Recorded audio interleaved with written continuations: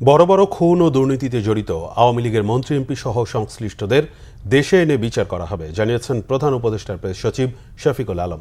প্রধান উপদেষ্টার কাছে শ্রম কমিশনের প্রতিবেদন জমা নিয়ে আয়োজিত সংবাদ সম্মেলনে একথা জানান তিনি। সংবাদ সম্মেলনে প্রধান উপদেষ্টার কাতার সফর ও শ্রম কমিশনের বিভিন্ন সুপারিশ বিস্তারিত তুলে ধরা হয়। রকুনুজ্জামানের রিপোর্ট। সোমবার রাজধানীর ফরেন সার্ভিস একাডেমিতে সংবাদ সম্মেলন করে প্রধান উপদেষ্টার প্রেস উইং।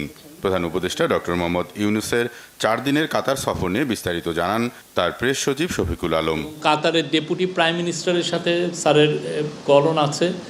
এছাড়া কাতারের আমির শেখ তামিম, উনি যদিও এখন একটু ট্রাভেলিংয়ে আছেন, বাট ওনার সাথেও আমরা আশা করছি ওনার সাথে প্রফেসর ইউনূসের একটা আলাপ হবে। এ সময় এক প্রশ্নের উত্তরে বিদেশে পলাতক আওয়ামী লীগের মন্ত্রী এমপিদের দেশে ফিরিয়ে আনা নিয়ে সরকারের অবস্থান তুলে ধরেন তিনি। যাদের বিরুদ্ধে বড় রকমের করাপশনের আছে, খুনের মামলা আছে, তাদের সবার ব্যাপারেই আমরা সিরিয়াস এবং প্রত্যেককেই আমরা ইভেনচুয়ালি আমরা প্রত্যাবর্তন চাব। তাদেরকে বাংলাদেশের আইনকে ফেস করতে হবে, তাদেরকে আইনের আওতায় আনা, সেটা আমাদের কেন, আমি মনে করি আমাদের পরবর্তী যে কোনো গভর্নমেন্ট সবার জন্য এটা একটা নৈতিক দায়িত্ব। আমরা আমাদের কাজটা খুব ভালোভাবে করব এবং আমরা আশা করব যে আমরাই যেন কাজটা একটা শেষ করে যেতে পারি। প্রধান উপদেষ্টার কাছে শ্রম কমিশনের জমা দেওয়া প্রতিবেদনের গুরুত্বপূর্ণ সুপারিশসমূহ তুলে ধরা হয় সংবাদ সম্মেলনে।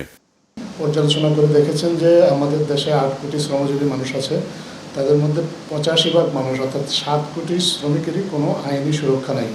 আমরা সরকারের কাছে সুপারিশ করেছেন এই শ্রমিকদের জন্য একটা আইনি সুরক্ষা যাতে নিশ্চিত করা হয়।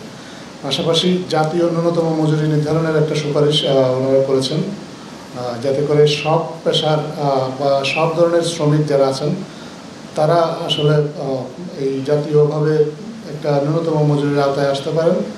পরে রাজধানীর শ্রম ভবনে শ্রম কমিশনের পক্ষ থেকে দেশের 8 কোটি শ্রমিকের সবাইকে আইনি সুরক্ষার মধ্যে আনা, জাতীয় ন্যূনতম মজুরি নির্ধারণ সহ উল্লেখযোগ্য সুপারিশসমূহ তুলে ধরা হয়। বলেছি যে প্রত্যেকের একটা মজুরির মানদণ্ড থাকবে, যাতে সে একটা মজুরি দাবি করতে পারে, যেন জাতীয় ন্যূনতম মজুরির কথা উল্লেখ করেছি।